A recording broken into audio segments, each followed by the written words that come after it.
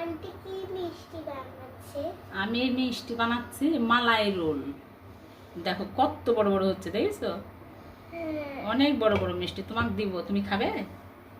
আচ্ছা। ঘোড়া দুধের মিষ্টি পছন্দ করো? এই মিষ্টি। খাবে? হ্যাঁ। তো রোজা থেকে ভাত কি করে খালে? ভাতই খেতে হয়, ভাত না খেলে তো আম্মু বকা দেয়। রোজা ভেঙে যায়। ভাঙবে না। আমি কিভাবে ভিডিও শুট করি, এইভাবে মিষ্টি বানাই, আপনারা দেখেন।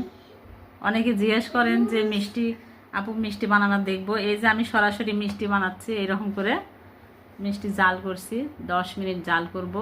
এটা হবে মালাই রোল মিষ্টি। বারবার ঢাকনা খুলবো, বাতাস বের করে দেব, আবার ঢেকে দেব। এই মিষ্টি বানাতে হলে কিন্তু ঢেকেই জাল করতে হয় 10 মিনিট।